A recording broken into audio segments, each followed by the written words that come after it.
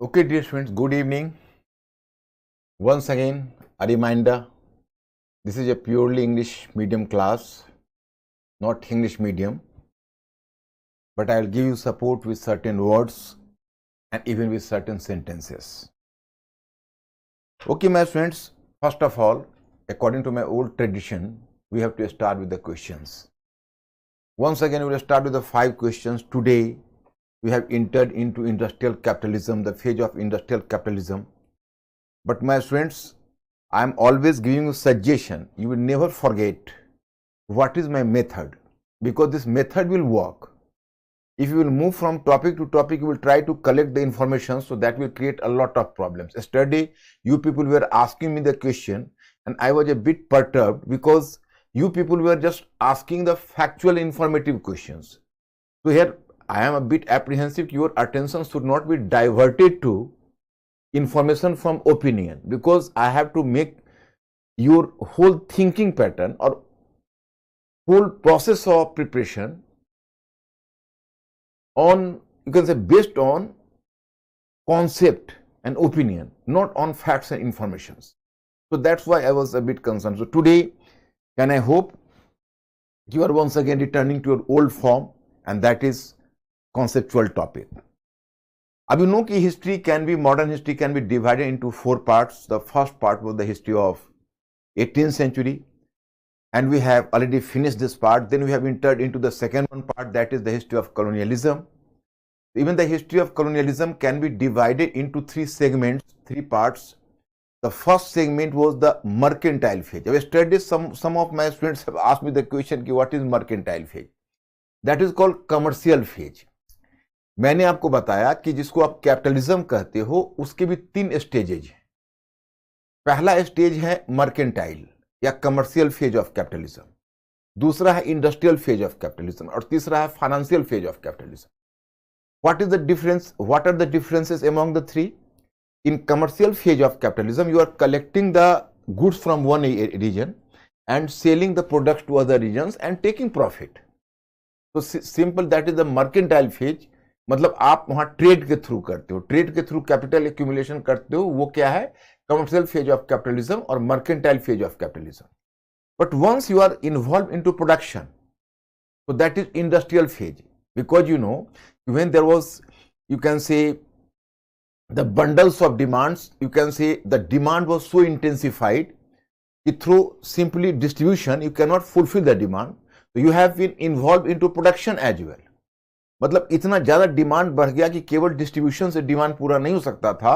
तो फिर कुछ जो ग्रुप्स थे, मर्चेंट्स थे, वो अपने आप को प्रोडक्शन में लगाया, तो हो गया इंडस्ट्रियलाइजेशन, मॉडर्न फैक्ट्री सिस्टम आ गई. तो that is the industrial phase of capitalism. Last one is the financial phase. What is the financial phase? Accumulation of capital due to much industrialisation और कमर्शियल एक्टिविटीज. मतलब आप चीजों को produce करते हो, डिस्ट्रीब्यूट करते हो, ट्रेड करते हो, उसे कैपिटल का एक्यूमुलेशन होता है. तो फिर एक फेज ऐसा आता है कि आप कैपिटल से कैपिटल कमाने की सोचते हो, कि how to earn capital through capital. That is the financial phase of capitalism. But my students, keep in your mind, what is capitalism from the perspective of a mother country or metropolitan state. Which is metropolitan state or mother country? That who develops a colony is known as mother state or metropolitan country, and which is being ruled, that is a colony. So what is capitalism from the viewpoint of a metropolitan state or the mother state? So same is, you know, the colonialism in A colony. मतलब अगर metropolitan state में mercantile phase of capitalism होगा, तो यहाँ mercantile phase of colonialism होगा colony में. वहां अगर इंडस्ट्रियल फेज ऑफ कैपिटलिज्म होगा, तो यहाँ इंडस्ट्रियल फेज ऑफ कॉलोनियलिज्म होगा. और वहां अगर फाइनेंशियल फेज ऑफ कैपिटलिज्म होगा, तो यहाँ फाइनेंशियल फेज ऑफ कॉलोनियलिज्म होगा. So you have to keep in your mind. Now my students, I am moving to the questions, and 5 questions are just awaiting you. And you smart people, you are the, you can say, brilliant guys, you will definitely answer my question. So I am just moving from this point. Question number 1. Which of the following provisions were related to the Regulating Act of 1773? 1. Establishment of the Supreme Court. 2, formation of board of control. Point 3, formation of 3-member council of the governor general. Now there are the 3 choices. Code 1, A 1 only, B 1 and 2, C 1 and 3, D 1, 2 and 3. My students, be fast and try to answer my question. There are the 4 choices. Be fast.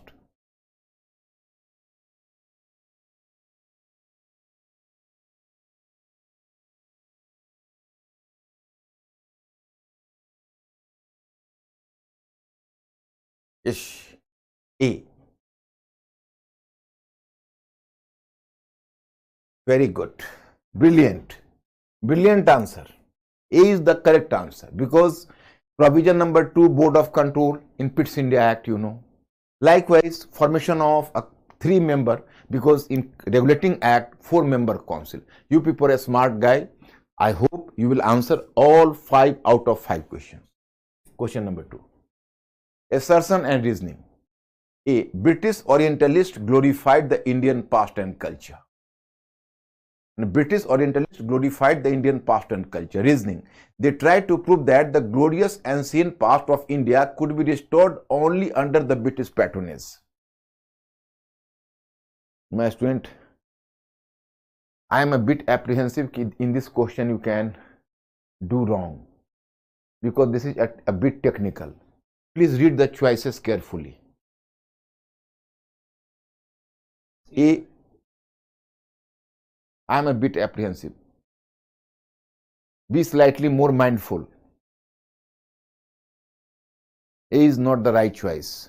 In A, R should be the correct explanation for A. But here British Orientalists glorified the Indian past and culture. This is neither evidence nor the cause. This is another statement. Even D is wrong. It is a technical question. So I am a bit apprehensive. You people may commit a mistake, but I am not having any complaint against you because this question is so technically difficult.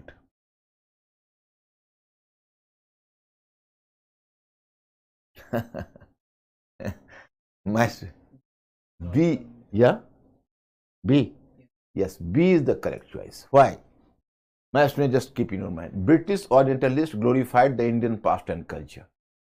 There could have been such a statement which might have been either the cause or the evidence. In that situation, there would have been the A answer. But this here, what is in R, that is neither cause nor evidence. This is independent statement. They tried to prove that the glorious ancient past of India could be restored only under the British patronage. So that's why this is the independent, this statement independent, and both are correct. It is also correct. So choice B is the correct answer. Mr. Ankur, most of the students have done what? B. Yes, the smart guy.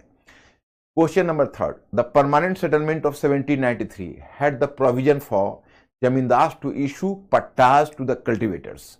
But generally, Jamindars didn't follow it. The reason was A.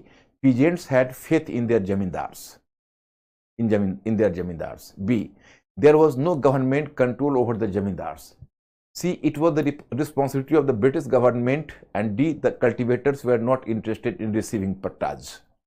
My student, here I am just making you clear. I am helping you a bit.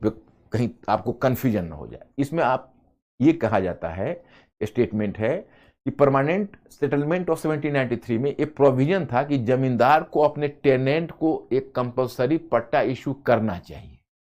क्यों? How could the government, suppose if their situation will come and the jamindar will try to confiscate the property of tenants, a tenant, matlab peasant, confiscate the property, you can say arbitrarily. So then who will decide? How will it be decided कि whether it was the true tenant or not? अब जमींदार मान लीजिए किसी और tenant को वहां बैठा देगा, उसको भगा देगा, कहेगा यही मेरा टेनेंट है, पिछले 15 ईयर्स से यही था. तो गवर्नमेंट का कहना है कि नहीं, पहले आप पट्टा इशू करिए. पट्टा का मतलब हुआ कि आप एक एविडेंस दीजिए, एक पेपर जिसमें ये क्लियरली लिखा हो कि टेनेंट है, इसका हक है उस जमीन पर. This is the statement. And in this question कि भाई ये 4 चॉइसेस हैं. अब peasants had, मतलब but to the cultivators, but generally जमींदार didn't follow it. The reason was, मतलब जमींदार को कहा गया गवर्नमेंट के द्वारा कि आप पट्टा दीजिए, पर किंतु जमींदार ने इसको फॉलो नहीं किया, इग्नोर किया, डिडंट फॉलो, जमींदार इसको फॉलो नहीं किया, सॉरी नॉट इग्नोर किया, फॉलो नहीं किया। इसका क्या कारण था? Choice number A, the peasants had faith in their जमींदार। मतलब इसमें ये कह रहा है कि पीजेंट्स को अपने जमींदार पर फेथ था कि नहीं भी देंगे तो कोई नहीं जी, आप रखिए सर, हमको जरूरत नहीं। B, there was no government control over the zamindar. मतलब जब गवर्नमेंट ने कहा तो जमींदार को कि आप कर दीजिए, लेकिन जमींदार ने गवर्नमेंट की बात को सीरियसली नहीं लिया, और जमींदार बहुत सीरियस भी नहीं था, और गवर्नमेंट उसके प्रति बहुत वॉचफुल नहीं रहा, इसको देना चाहिए। See, it was the responsibility of the British government. मतलब ये ब्रिटिश गवर्नमेंट की रेस्पॉन्सिबिलिटी थी कि वो पट्टा दे। And D, the cultivators were not interested in receiving patta. Cultivators को कोई इंटरेस्ट ही नहीं था पट्टा रिसीव करने। क्वेश्चन तो टेक्निकल है, और यूपीएससी में this question has already been placed in the question paper of UPSC. तो question is technically difficult, and my student, but you are brilliant, you can answer the question, be fast. Yes, a smart guy, correct choice, B is the correct choice. Oh, assertion and reasoning. After the conquest of Bengal, the British company didn't bring any major change in the administrative structure of Bengal. After the conquest of Bengal, the British company didn't bring any major change in the administrative structure of Bengal. Reasoning. The British considered the prevailing Mughal administrative setup to be efficient. They are the two statements. They are the four choices. Be fast, my friends. You can do it.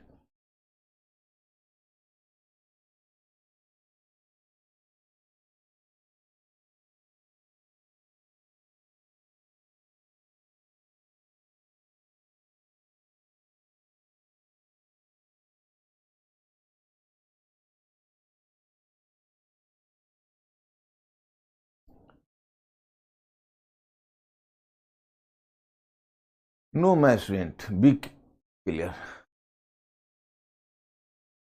Here the answer should be C, because the government was not confused about the fact that the Mughal system was more efficient, more good, and better system. No, there is no scope for B. There is scope is either for A or for C. So it is C.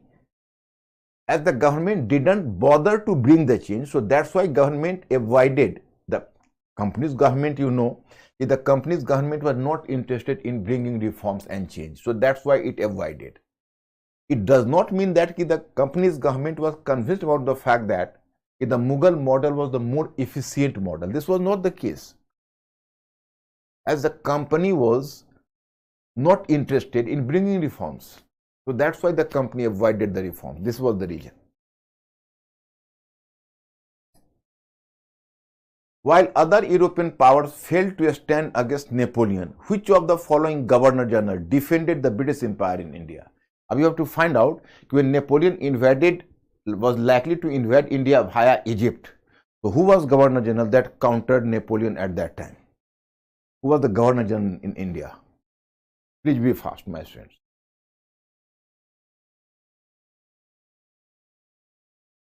Yes, Lord Wellesley. This is the right choice. Okay, good. Smart guys.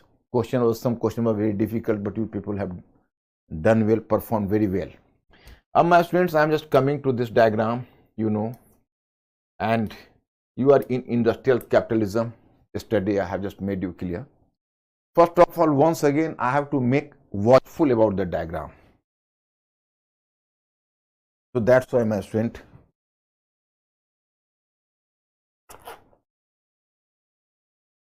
just 1 minute.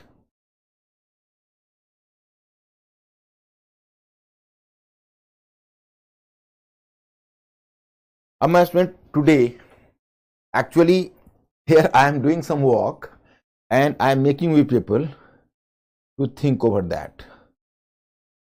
My student, here the point is, what is the basic British objective? Diagram here is, in colonialism, you are in the phase of colonialism, okay? Colonialism. And in colonialism, you have just reached up to which phase? Industrial phase.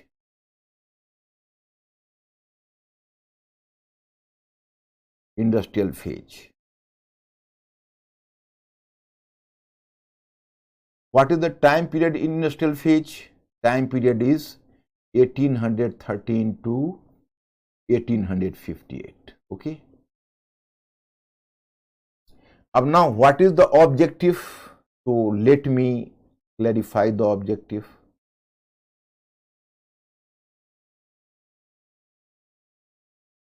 Let me clarify the objective. Objective is to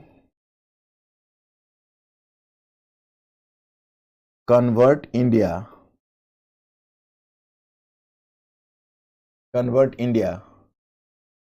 as a market for British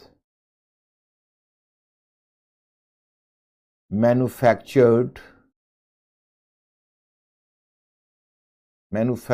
goods and importer of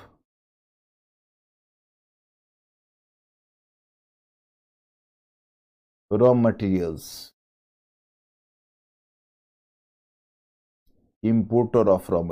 Okay.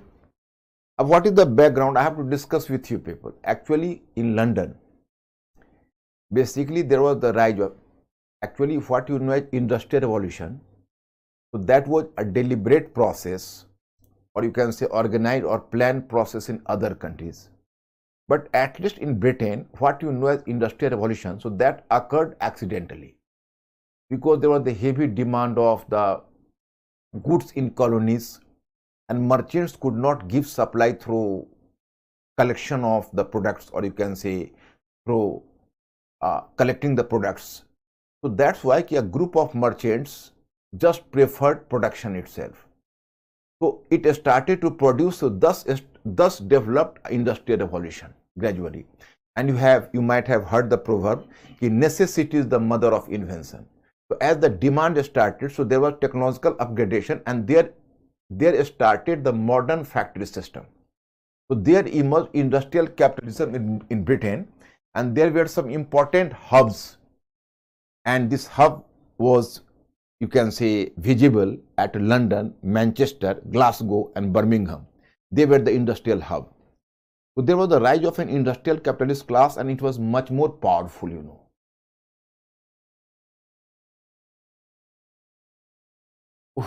Sorry my student, you are smart enough, right?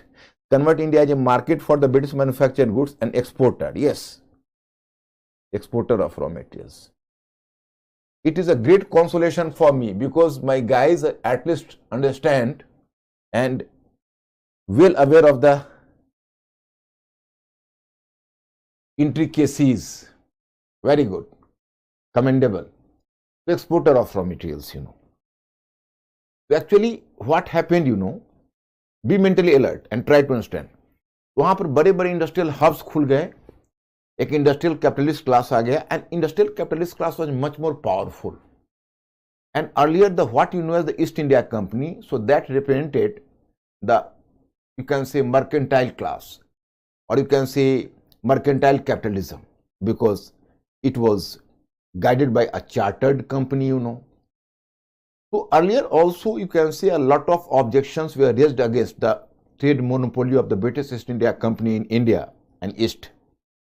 But East India Company was powerful enough. It was having its, you can say, the strong economic power and strength.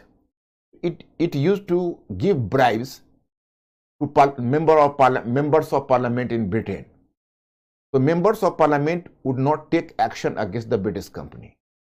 But this time, the British company had to face a more strong adversary, and this was the industrial capitalist, who was economically more powerful and formidable.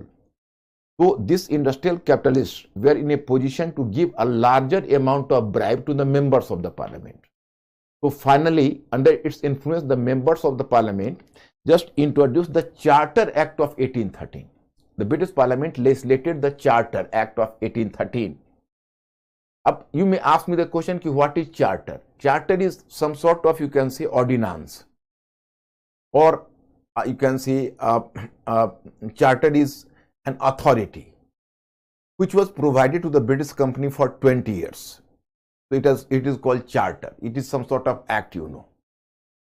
मतलब इसको charter कहा गया और British parliament ने एक charter पारित किया 1813 में, and on the basis of the charter the trade monopoly of the East India Company in East and India that was abolished, although it could still enjoy its monopoly in Chinese trade and tea trade for next 20 years up to 1833, but its trade monopoly in India was, you know, abolished, and free trade was imposed over India. Means कि Indian market was forcefully opened by the British Parliament for the British manufactured goods, and as the British manufactured goods had to be imported as imported in India, so India had to provide grains and agrarian products as well as the raw materials for British industries. So a total relation between the Britain and India changed on the basis of industrial capitalism. Now here important point is that what is the role of the British company? So because British company was the commercial company, you know, but the British government, although snatched the right of trade monopoly from the British company, but the administration of India was placed under the control of British company itself. British company had to run the, you know,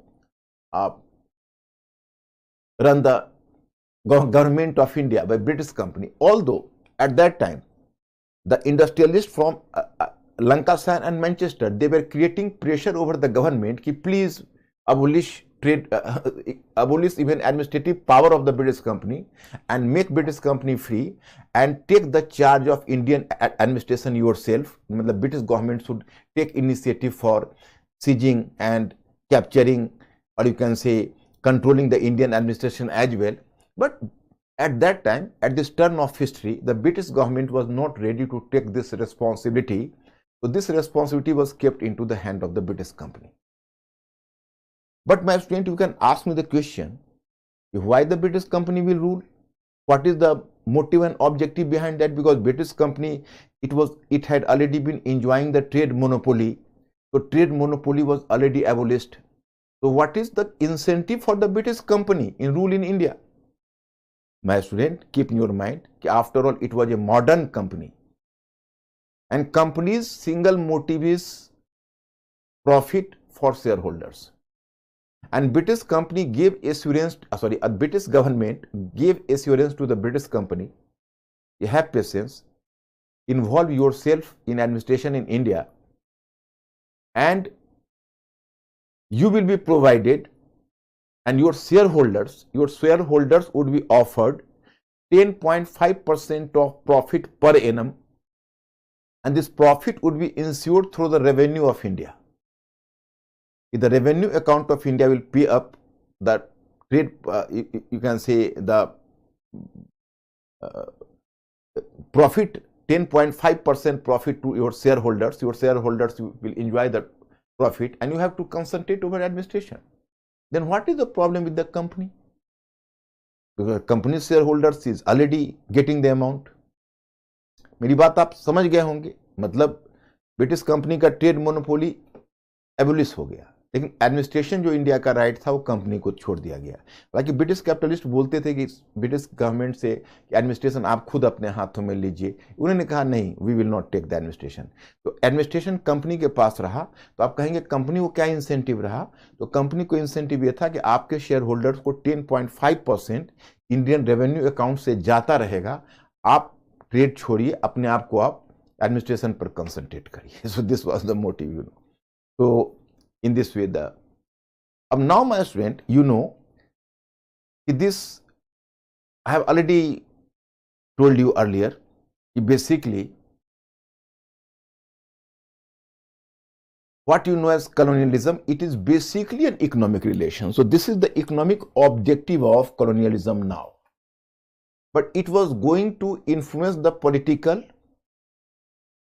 administrative, social, cultural, all structures. So that's why I have taken here the first one, because you know there would be the 5 rows in this diagram. There would be 5 rows. In the first row political, in second row economic, in second row administrative, in third row economic, in fourth row social, and in fifth row cultural, which is already I have given to you.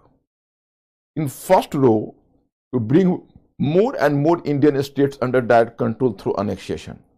So here you will find that the basic emphasis of the British company is imperialist expansion. Imperialist expansion.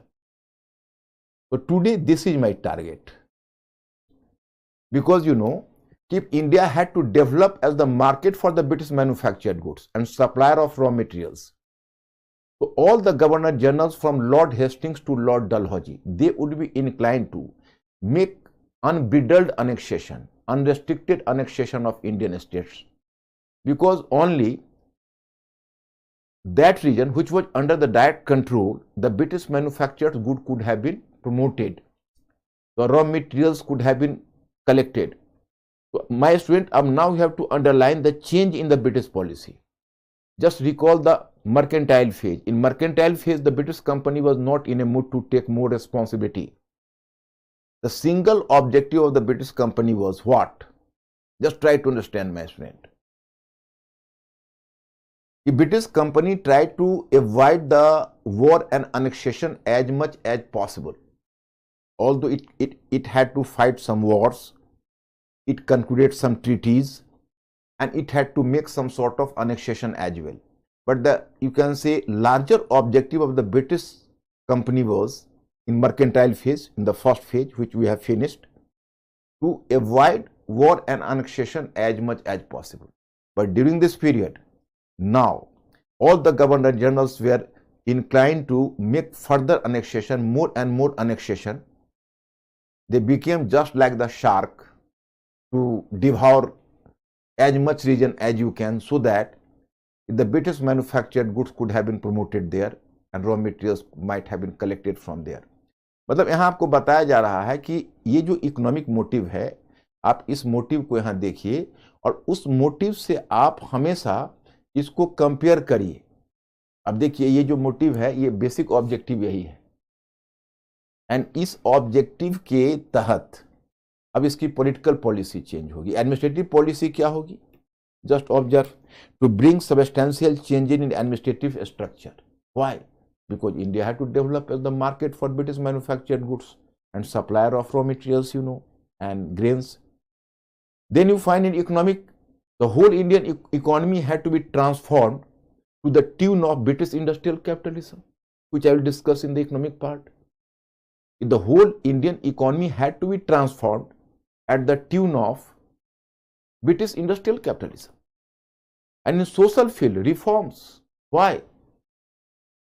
80% colonial motive and 20% ideological influence from Britain, that is liberalism and utilitarian ideas, which I will discuss with you, but 80% industrial capitalism. Why?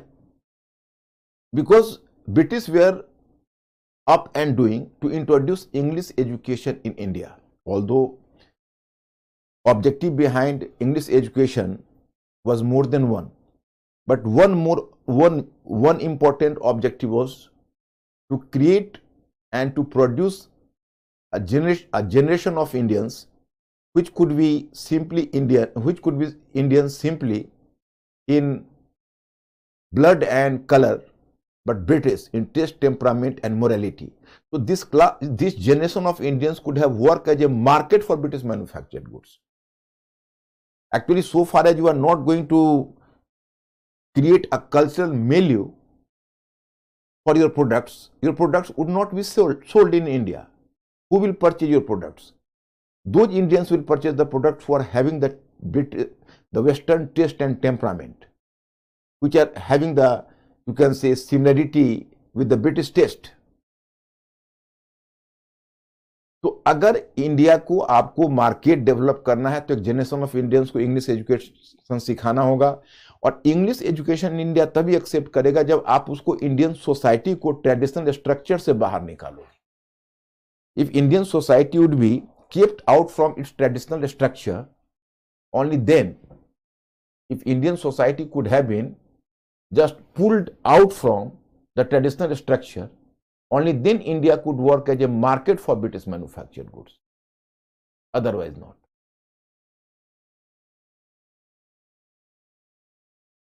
So bring Indians out from the traditional structure and make India a market for British manufactured goods. Because whenever you are taking Indians from the traditional structure, they will accept English education, and once they will accept English education, India will work as a generation of Indians would be created that will have the natural inclination towards the British products. ये social motive है, and cultural है liberalism and utilitarian ideas which developed in Britain and which is going to influence the Indian policy as well. And liberal and utilitarian ideas were advocating for, pleading for changes. You can very well juxtapose these ideas with that of you can very well juxtapose these ideas with Orientalism, because demand of Orientalism was to maintain traditionalism in India, to maintain a status quo in India, to maintain, to glorify Indian past and culture. But they are the great critic of Indian past and culture, and they were advocating for reforms and change. तो कहीं ना कहीं तुम देखोगे ये reforms और change के लिए जो एडवोकेट कर रहे हैं उसके पीछे भी ऑब्जेक्टिव वही है. देखो, इस ऑब्जेक्टिव को नहीं भूलना है, because colonial relation is basically an economic relation, but it was going to influence political, administrative, social, cultural, all structure, but basically it is an economic relation. My student, now time has come कि I will observe the political structure. I will mention about all the governor generals. Although you people are so smart and so brilliant, I have already given you the sufficient, the second phase of British colonial industrial phase. You people might have even read at your own and you are prepared now. But Lord Hastings, what this Nepalese and Sikkim is lost, and then you will go through it. But here I will make a structure from Lord Hastings to Dalhousie, and I will discuss it so that it will be complete and you will be more confident. But my student, make me clear, do you understand, have you understood this industrial capitalism and how did economic relation was going to influence political, administrative, social and cultural structure? Once you will assure me, then I will go to discuss about governor generals. Mr. Ankur, ask my students, are they okay? Did they understand? क्या आप लोग समझ गए हो कि कैसे colonialism एक basically economic relation होता है, आर्थिक संबंध होता है, लेकिन पॉलिटिकल, सोशल, कल्चरल स्ट्रक्चर को भी इन्फ्लुएंस करता है. How did industrial capitalism would influence the British policy towards India? Okay, my guys, you are brilliant, so I am confident you will do. Yeah.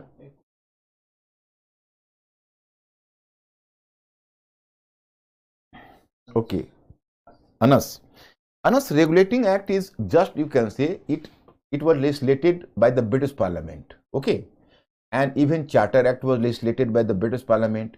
But Anas, this Regulating Act was putting regulation over the activities of the British company as a mercantile company. But this Charter Act gave the British company the power to rule in India, the authority to rule in India for next 20 years. Charter इसलिए कहा गया क्योंकि उसने British company को 20 years तक, मतलब 1813 से 33 तक, जैसे आप तो अभी मेरा चार्टर नहीं पढ़े होंगे, in the last I have placed the charter act of 1813, 1833, 1853. I have given all the charter act. I have given you the complete PDF. It is a complete notes, you can say. मैं खुद ही इस बात के लिए बहुत ये होता हूं कि आपको कोई भी रेलिवेंट इंफॉर्मेशन ना छूटे. So you will go through the Charter Act, you will come to realize that the first charter of 1813, it was given for 20 years. Then in 1833, the second one charter, it was once again given for 20 years. In 1853, it was for a temporary period, not for 20 years. Otherwise, in 1858, the government could not have made the takeover of Indian administration even after the Great Revolt of 1857. So then the British government had to wait for the 1873 to capture the power, to take hold on the power. But as it was for temporary period, so that's why the government could have taken the charge after 1857. And in 1858, the British Crown started to rule in India directly. So that is the point. Charter Act means the authority to rule for the British company for next 20 years.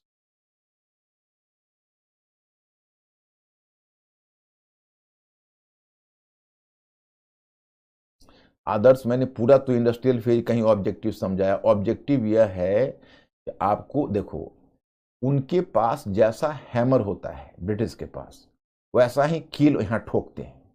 जब उनका commercial phase था, mercantile phase था, तब उन्होंने यहाँ के products को लूटा. अब जब इंडस्ट्रियल फेज आया तो चाहते हैं कि उनके यहाँ actually when the industrialisation started in Britain, तो there started the mass production. तो Britain was in search of the market. कोई भी जो इंडस्ट्रियल सोसाइटी होती है उसको अपने प्रोडक्ट को बेचने के लिए बाजार चाहिए होता है. तो they have to use India as their market, कि इंडिया हमारे गुड्स को परचेज करे. हम इतने इंडस्ट्रियल गुड्स को कहाँ बेचेंगे, और बदले में इंडिया हमें ग्रेन्स दे, क्योंकि वहां पर अर्बनाइजेशन भी हो रहा है.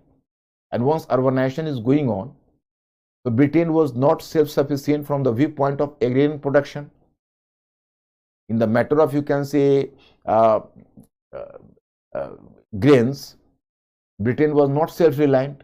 So the Britain had to import grains from India and raw materials like cotton, like jute, raw cotton, etc. यही ऑब्जेक्टिव है उनका.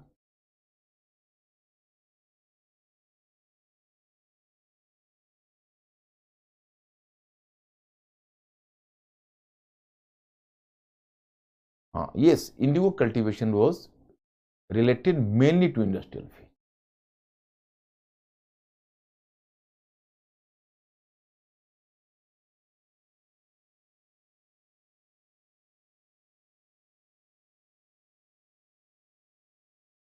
What is the question? Question is not clear. Make your question clear.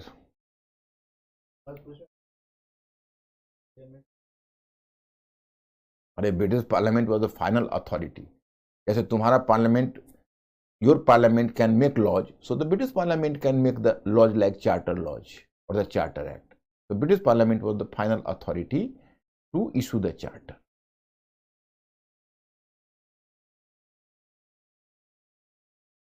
अरे भाई, company को तुम loan क्यों apply करते हो? Company was suffering from deficit because the company's fund was misappropriated by its own employees. The employees who were working, they were promoting private trade, and company's trade were relatively neglected. So company was undergoing a phase of financial, you can say, commercial deficit. That's why.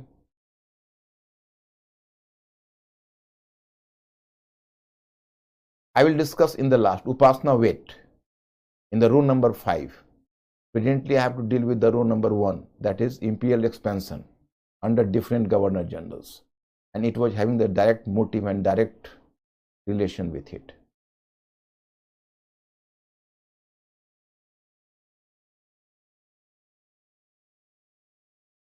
It is irrelevant question. Actually, this is a colonial structure. So they are pretending to maintain the rule of law, but in true sense, they were not maintaining the rule of law.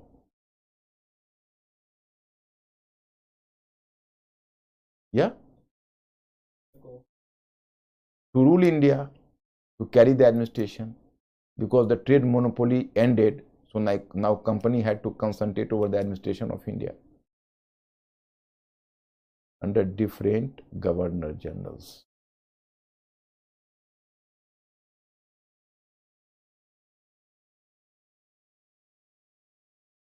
Tushar, if you might have followed my instruction, you might have gone through NCERT book, the chapter number 1st. Tushar, even today I will suggest you go through the first chapter of NCERT book. There clearly has been mentioned why dates are important. Why dates are not important now? Because today the most of the history is the political, economic, social, cultural history. So as there is the socio-cultural history, so change is more important than dates. Even if you are not keeping in your mind the dates, it hardly matters. But at least you have to maintain the chronological events, because which event happened first and then what. Otherwise, that will create a lot of confusion for you.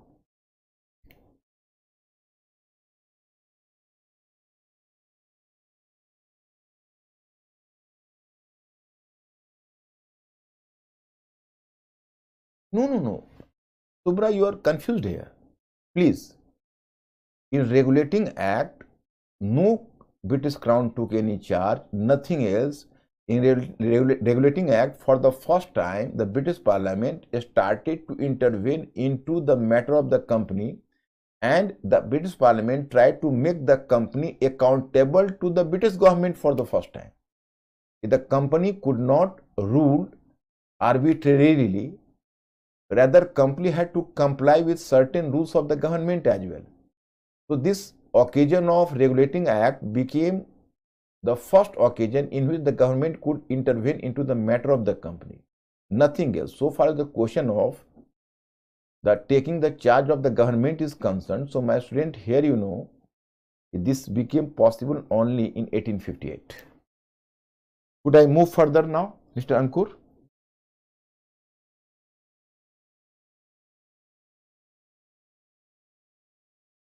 From beginning, I am giving you so many examples of answer writing. What is the rules of answer writing? I am giving you. Even today, I will discuss about answer writing. Start the question, you can say, with a thesis statement and try to prove it through different examples.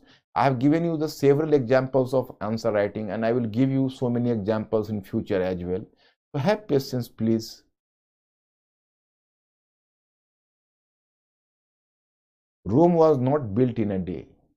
It needs some sort of practice, and if you people will not give me the time to work, then how can I solve your problem? Now, as the first political, so you have to recall the Governor Generals and the war. So take the first Governor General.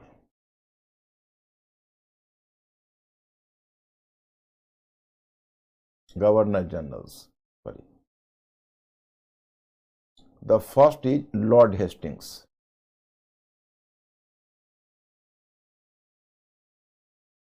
What is the time? Time period is 1813 to 23. How many wars? 2 wars. One is third. No. Firstly is Anglo-Nepalese War.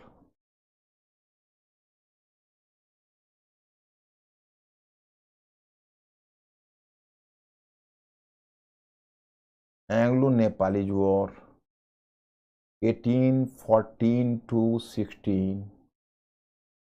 1814 to 16, Anglo-Nepalese War. Here you will find the Treaty of Sugauli. You have to keep this in your mind.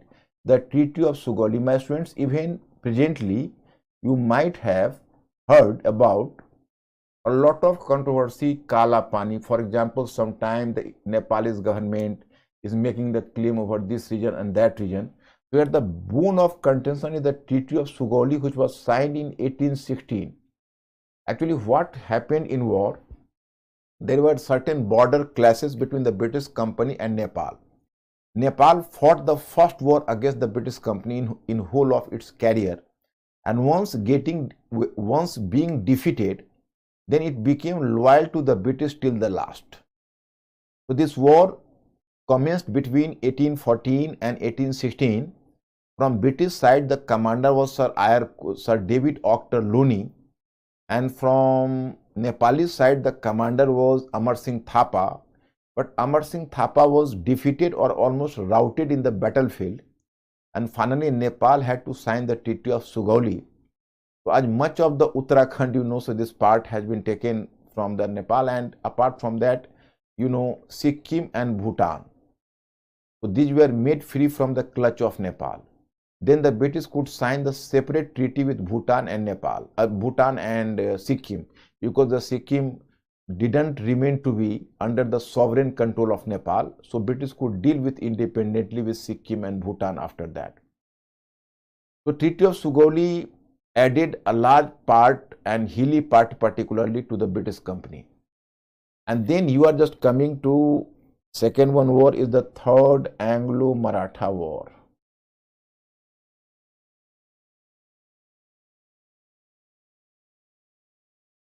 Third Anglo-Maratha War. That is 1817 to 1818. 1817 to 1818.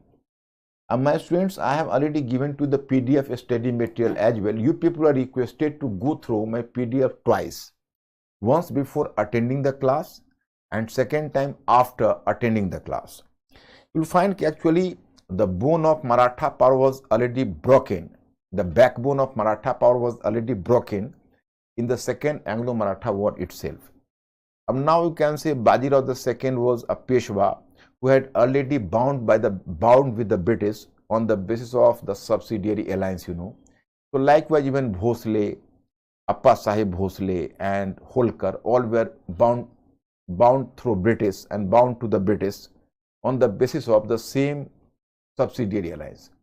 So the British used to fleece out larger quantity of money from these states. So these states were now quite offended with the continuous demand from the side of the British.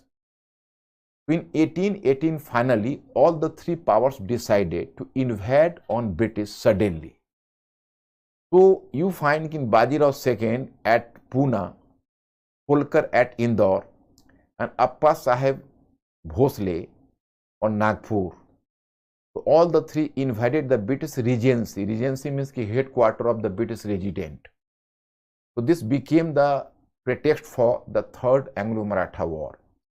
Lord Hastings was at that time a Governor General, and his soldiers just returned from after the suppression of Pindaris. Pindaris were the plunderers and the looters.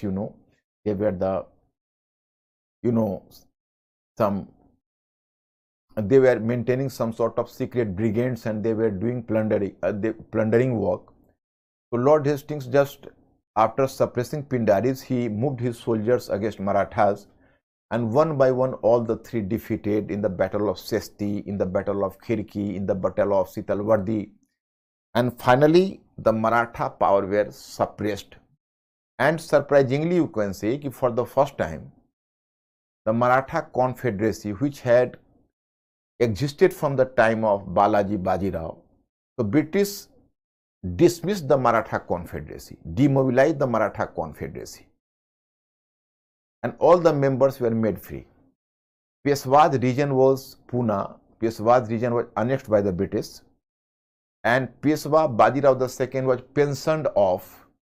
He was sent to Bithur to lead a life of asylum, or you can say just take the refuge at Bithur near Kanpur, and he was pensioned off, and he had to receive an amount of pension 8 lakh rupees per annum. So this was the Bajirao II, just recall, and it was his son Nana Sahib, when the amount which had been given to him was stopped by the British, the amount of the pension. So Nana Sahib would turn against the British in the Great Revolt of 1857 latter. So when the Peshawar region was annexed and a smaller part was separated, and there the old, you can say some successor from the Shivaji's family was, you can say, restored on the throne in some region, and most of the regions was annexed. And then in 1818 there was the formation of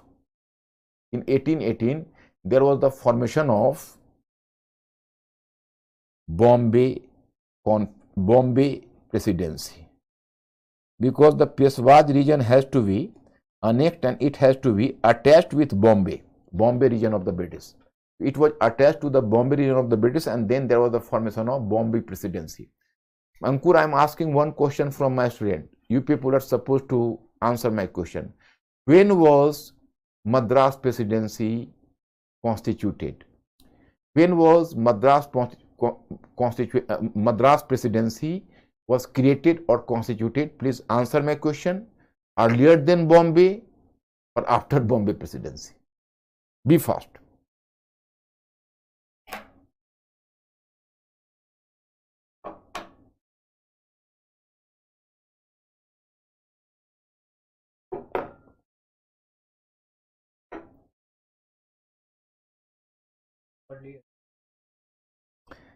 Can you mention the date? At least the name of Governor General who created? Yes, right. Brilliant student. 1801. After the Fourth Anglo-Mysore War, when Tipu Sultan was eliminated and his region was annexed, so it was Lord Wellesley who initiated the creation of the Madras Presidency in 1801, and after Third Anglo-Maratha War in 1818, there was the creation of Bombay Presidency. Brilliant, brilliant answer. Ankur, just inform me, only one student has given the answer or many? Maximum? Okay. Then smart guys. Okay, no problem at all. So that is Lord Hastings. Then my student moved to, move to another Governor General. Who is that? You have heard the name. Lord Amherst.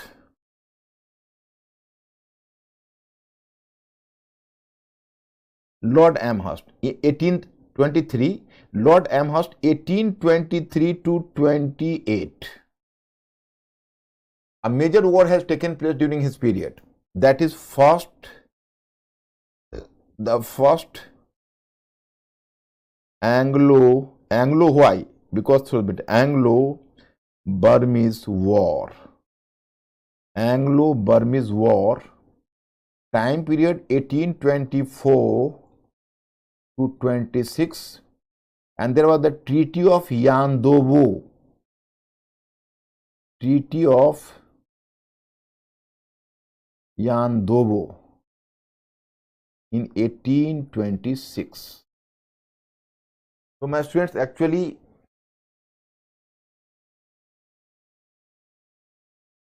you might have heard about, actually what is this? In fact, Burma was in the eastern part of India, easternmost part in the, you can say, east of northeast, you know.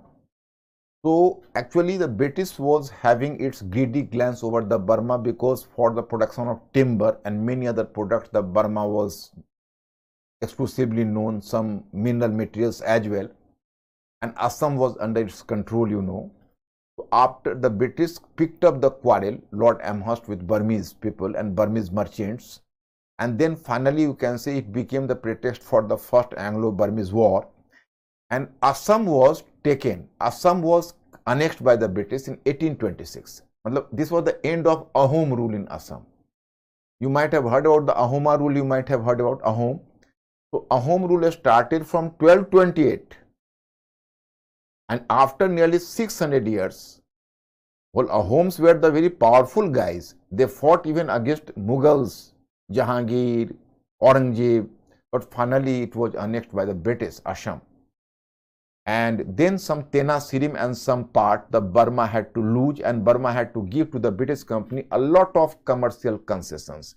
मतलब मैं students Ahom rule का नाम आप लोग जानते होंगे, और असम को ब्रिटिश ने अनेक्स किया, और सम रीजन्स तेनासिरिम वगैरह कुछ कुछ नाम है जो बर्मा को भी इल करना पड़ा, बर्मा को भी सबमिट करना पड़ा ब्रिटिश कंपनी को. So it was a great success for the company.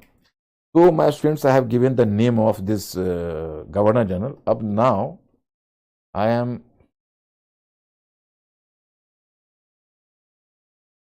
giving you the information about, that is after Lord Amherst, William Bentinck.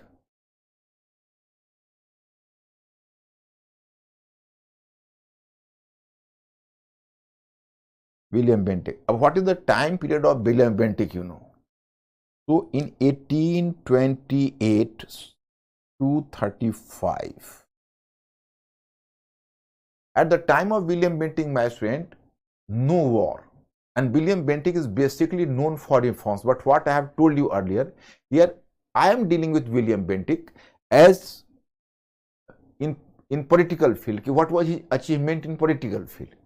So William Bentinck, although he didn't wage any major war, but William Bentinck is notorious for annexing some region as well.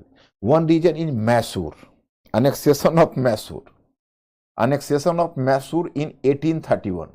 From prelims point of view, my friend, you have to be careful about Mysore, because you can ask me the question, why Mysore? Because Mysore belonged to Tipu Sultan, and Wellesley has already conquered Mysore in the Fourth Anglo-Mysore War. This is another thing.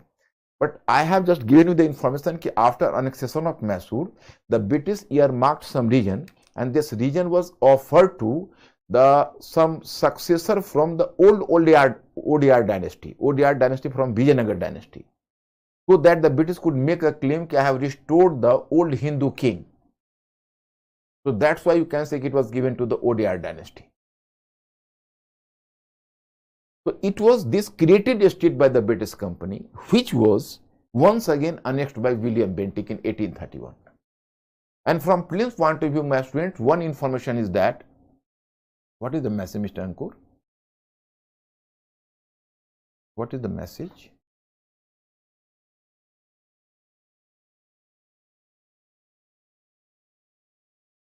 Yeah.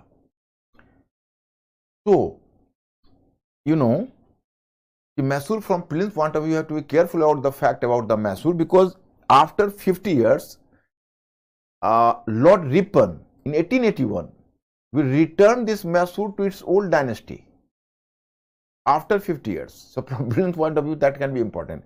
But apart Mysore is important, simply keep in your mind Mysore. Otherwise, even Madhya Kutch, Central Kachar, Northern Kachar, Jaintia, some other regions were also annexed, but ignore it. Simply Mysore keep in your mind. Point number here, you know. Fourth, that is Auckland. Auckland 1836 to 42. And this is known for First Afghan War, First Anglo-Afghan War, the First Afghan War, 1839 to 41. My student, very interesting story. Actually, this was the first Afghan war, and always Afghan became a great fiasco for the British, because you know always Afghan, the issue of Afghanistan, because once I have delivered a lecture on Afghanistan, the graveyard of the graveyard of, you know, superpowers. Graveyard of superpowers is Afghanistan. So whenever the British moved to Afghanistan, its full adventure to Afghanistan became a fiasco. And throughout 19th century, my student, I will teach you in world history part, there is the great game, that is called the great game. But in the whole of the world history part, you will come to know the whole story is not known as the great game, because the Russians and British both were trying to vying with each other in order to assert their hegemony over Afghanistan. So Afghanistan became a bone of contention between the British and Russian power.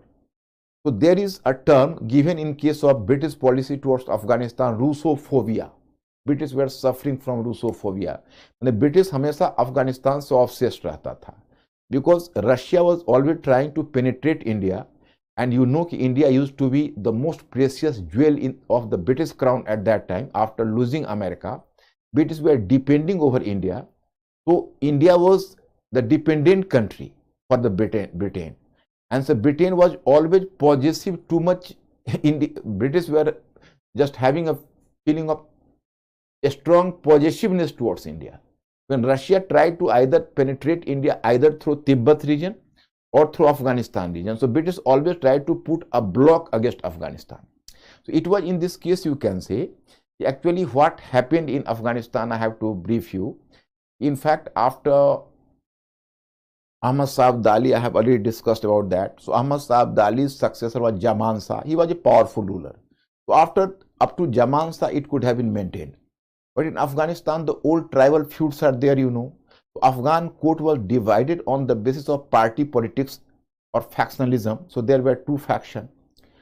So the son of Zaman Shah, Shah Shuja was, you can say, placed on the throne earlier.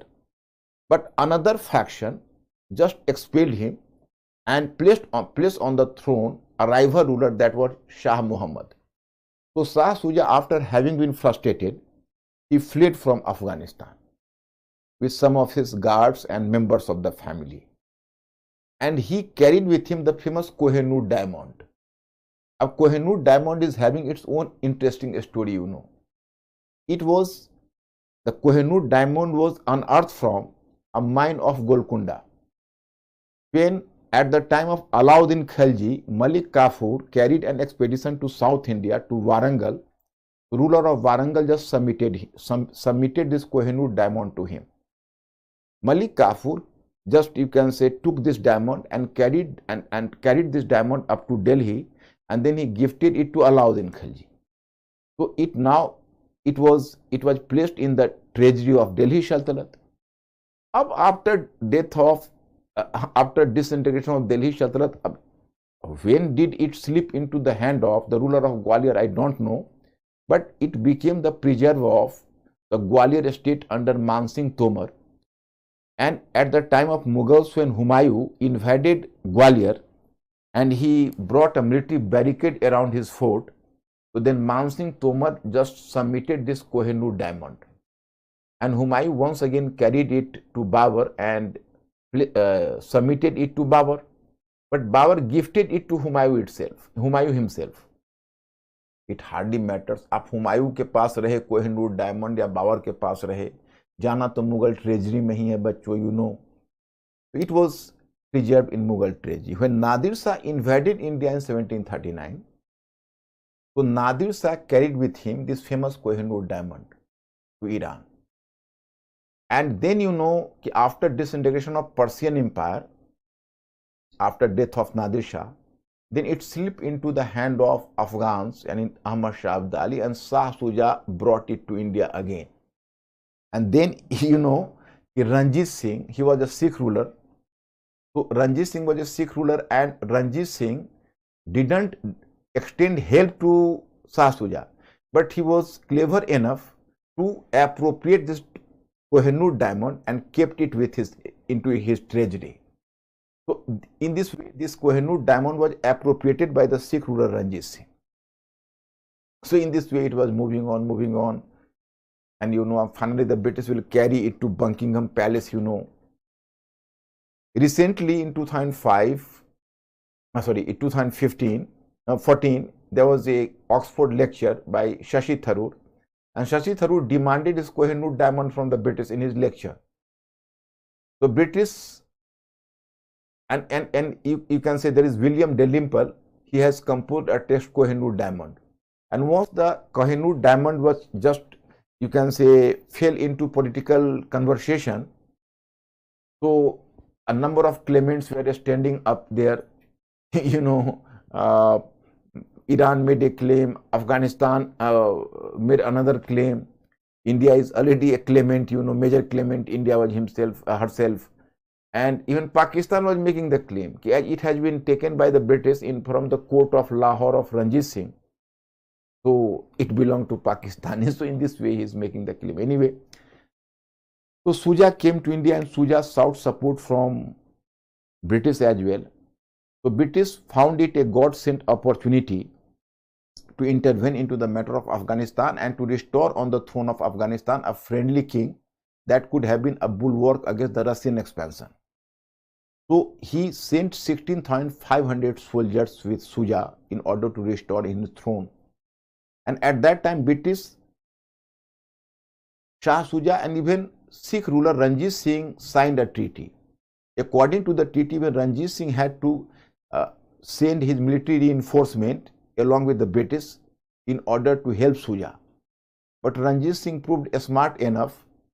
Ranjit Singh virtually, you can say, befooled the British, and his soldiers didn't move to Afghanistan. Their soldiers stopped at Peshawar, which was his own region. And then Shuja was carried on to Afghanistan by the British army alone. British army restored on his throne, and everything was okay. And then even the British officers developed a sense of complacency. the climate of Afghanistan was very suitable for them, so they started to enjoy in the valley of Afghanistan. They even didn't try to build the forts for their future safety, and they developed a sense of complacency that there is no danger from the side of Afghanistan. But Afghans were already, you can say, they were boiling with rage very secretly, and on some night they suddenly attacked on the British camp. British were caught unawares, वो तैयार नहीं थे, अचानक से पकड़े गए, and all the 60,000 total soldiers were 16,500. Among the 16,500 soldiers, 16,499 soldiers were killed. Dr. Bride was simply spared, and he had to carry a letter in the name of Auckland. And in this letter, there was the clear-cut threat from the side of Afghanistan that British would never intervene into the internal matter of Afghanistan. So it was a big fiasco for the British company and a personal blow to the prestige of this Governor General Auckland. Then comes the turn of Ellenborough.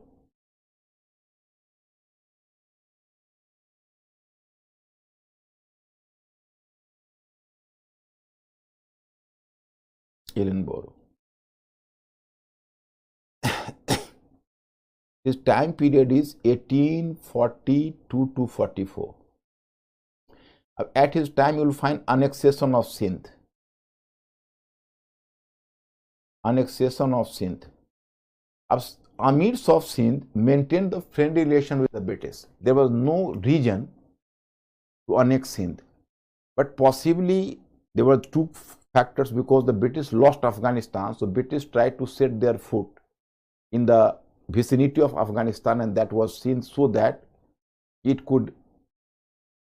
could fight against the Russians if the situation demanded.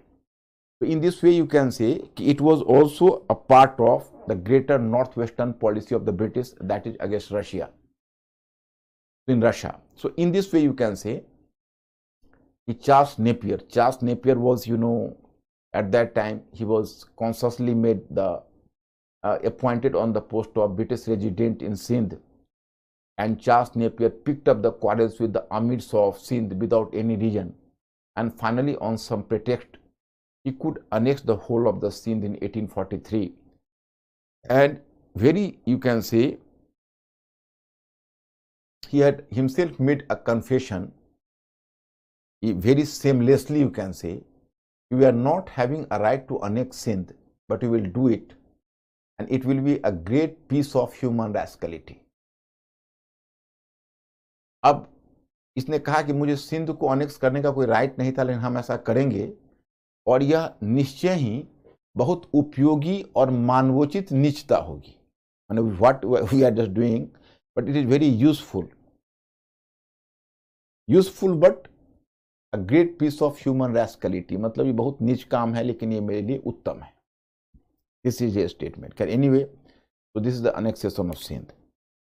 So some critic has told that it is the situation as if someone has been beaten in the street, and in return he started to beat his wife at home to release his rage. So likewise the British did the same thing. The British were beaten by Afghans, so they tried to take the retaliation for beating Sindh. So in this way, this is the situation. So this is just the tale of the whole Afghan episode. And 6,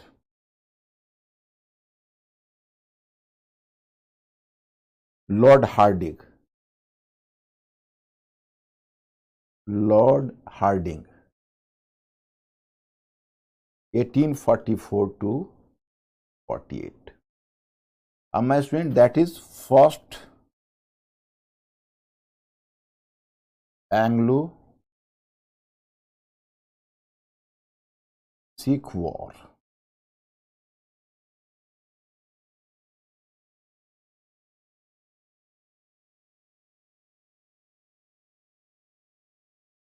First Anglo-Sikh War. First Anglo-Sikh War, what is the time period here? Time period is 1845-46. My students said my point is that Ranjit Singh was a powerful king, obviously you can say.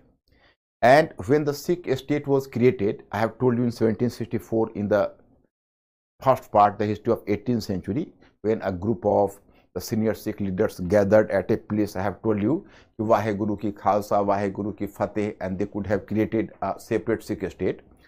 So at that time you can say, actually there were different missiles just like the republics you can say. Bhangi missile, Sukar Chakia missile, etc. So Ranjit Singh was from Sukar Chakia missile. He was a very ambitious and powerful king. He became the king at the young age, but he started the expansion work and he could expand his state vastly. It has almost taken a form of an empire, because from river Satluj he expanded up to Peshawar, and he could have annexed Multan, Kashmir, Peshawar, even Kangra, etc. A vast region, you know. But Ranjit Singh was having one weakness. He always avoided a war with the British, in spite of the fact that Ranjit Singh could maintain the second largest army in Asia after the British. But Ranjit Singh always avoided a direct conflict and confrontation with the British. So that proved costly for his successors. क्योंकि रंजीत सिंह के मरने के बाद Sikh state को कमजोर week होना था, क्योंकि उनका जो जागीरदार थे, फैक्शनलिज्म उनके कोर्ट में स्टार्ट हो गया, तो रंजीत सिंह के बाद तो कमजोर होना ही था. And Ranjit Singh could have chosen to fight against the British during his lifetime himself. He could have given a better reply to the British company because he was maintaining the very powerful force. But it didn't happen. And after Ranjit Singh, you can say, the factionalism started, and there was situation like Ayaram, Gayaram. One ruler was put on the throne.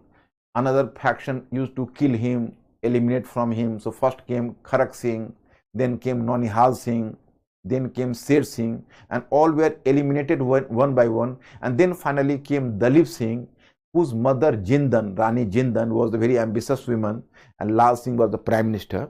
And it was the time that there started difference between the civilian government and military government.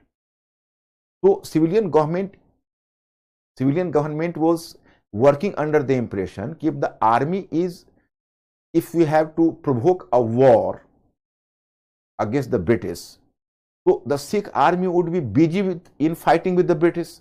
And if the Sikh army could have defeated the British, one of the worst enemies would be eliminated.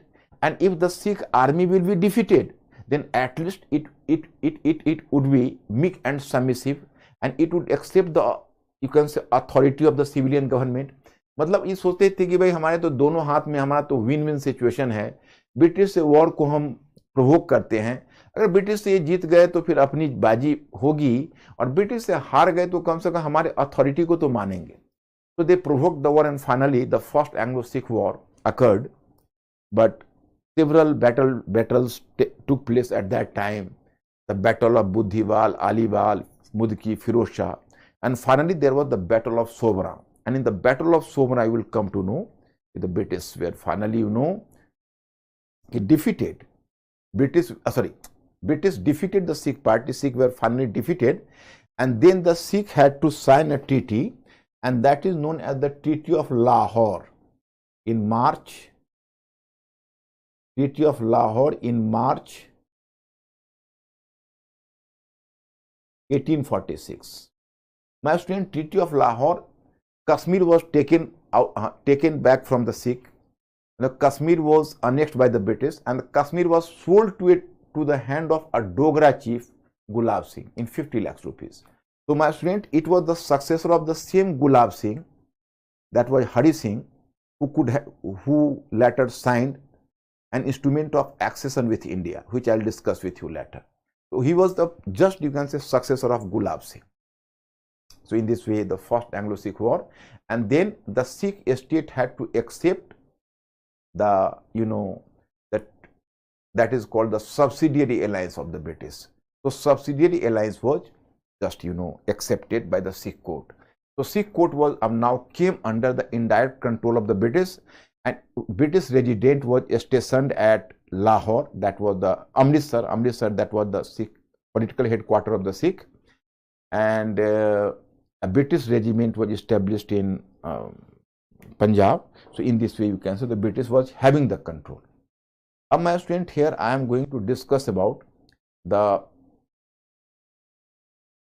most aggressive Governor General, and you might have heard the name, and his name is Lord Dalhousie.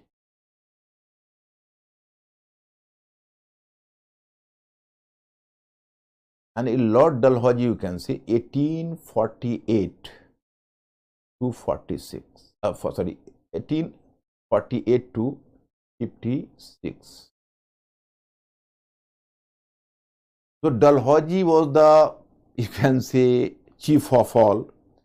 So far as the matter of imperialist expansion is concerned, he was finally, he was the, emperor of all, or the king of all. So actually he took two different methods. One method was the method of war.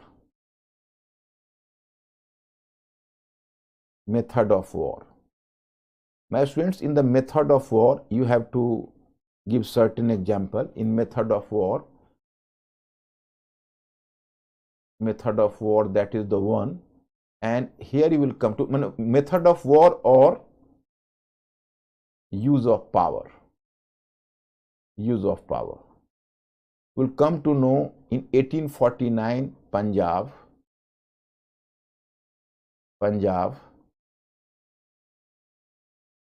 in 1850 Sikkim, in 1852 Lower Burma. Here you are informed that the second Anglo-Burma war was fought under Lord Dalhousie, and finally Berar, cotton producing region of Berar in 1853. Means that Lord Dalhousie annexed some region through the method of war and use of power. For example, in 1849 he revived the second Anglo-Sikh war, because actually Sikh was defeated in the first Anglo-Sikh war, but the Sikh didn't make any compliance with the new situation, and they were boiling from the bottom of their heart. So there was a military officer, his name was Sher Singh, and his father, the governor of Hazara, Chattar Singh, revolted against the Amritsar court, and Sher Singh was moving to Multan with his army to suppress a revolt in Multan at the order of the Amritsar court. But in the meantime, his father revolted. So Sher Singh defected with the whole army to his father, the Chattar Singh.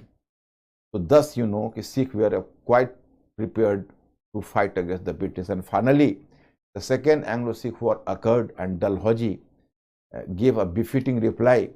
Several battles took place: the Battle of Ramnagar, the Battle of Chilianwala, and finally in 1849, this was the Battle of Guns, the Battle of Gujarat, in which the Sikh party was finally defeated, and the British annexed Punjab in 1849. The British didn't leave Punjab, but rather British annexed Punjab, underlining its economic and strategic importance in 1849. Then the British almost annexed Sikkim in 1850. The Dalhousie fought second Anglo-Burmese war against the Burmese, and in 1852 Lower Burma was annexed. Later I will inform you, if finally the Burma would be annexed by Lord Dufferin in 1886, the complete Burma. But the Lower Burma was annexed by Dalhousie, and then in 1853 Dalhousie could annex Berar from Nizam, that is the cotton producing region. And finally, the method of ideology.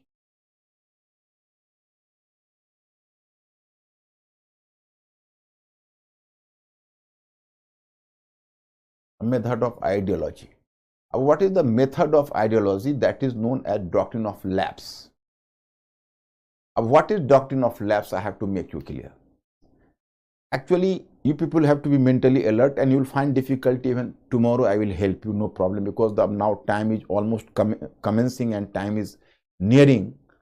So I have to depart after some minutes. So maybe if you are not clear, so I repeat again, so you will have no problem at all. Have the confidence. मतलब मैं इसको repeat भी कर दूंगा. देखो, doctrine of lapse है, तो doctrine of lapse, the literal meaning is lapse, समाप्त. Actually, at that time, Dalhousie classified the Indian states in three categories. In the first category, there were states which were independent and friendly states to the British. Independent and friendly states were not expected to seek any permission for their successor. They were completely independent.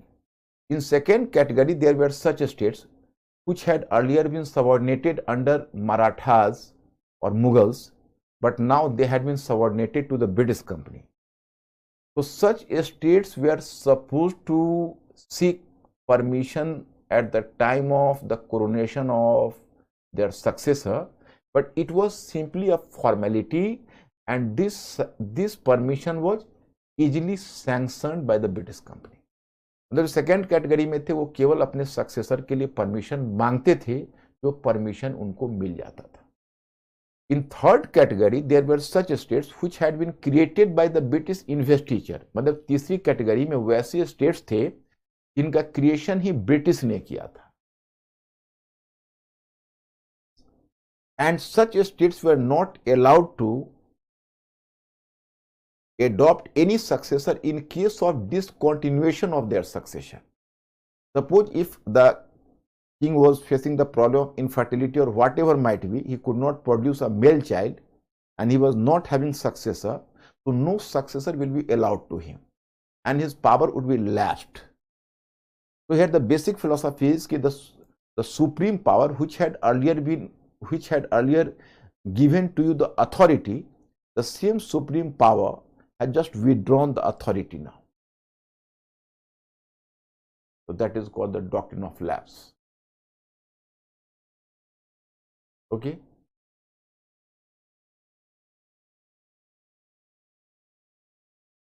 Okay. So on the basis of doctrine of lapse, he annexed 7 states: Satara, Jaipur,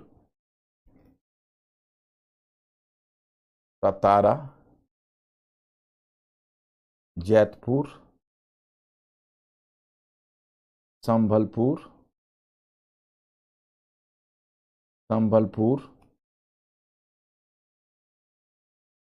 Baghat, Udaipur,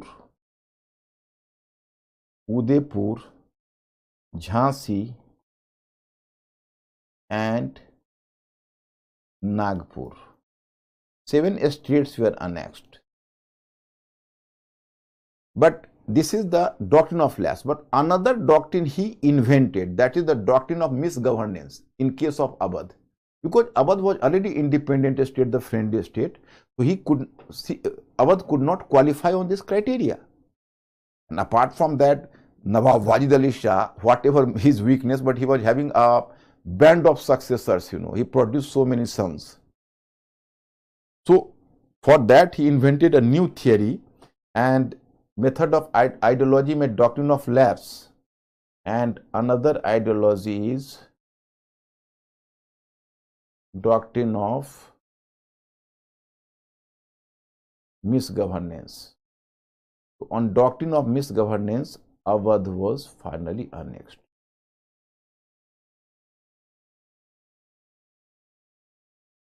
My students, I have to discuss some question as well, and I have to discuss, but today the time is over, so I am stopping here. I will continue tomorrow as well. And these facts, these are not the facts. Very, you can say easily, you can set them into the mind, because how the changes are going on. Lord Hastings, how many? Tomorrow I will bring the questions. So be careful. You have to make a serious revision. Okay. So tomorrow I will see you. And then administration, economy will go through my PDF form. PDF, first priority, my PDF. Or Mr. Ankur, could I close now? My students are okay? Okay, my students, very nice meeting with you. I will wait for tomorrow. Thank you very much.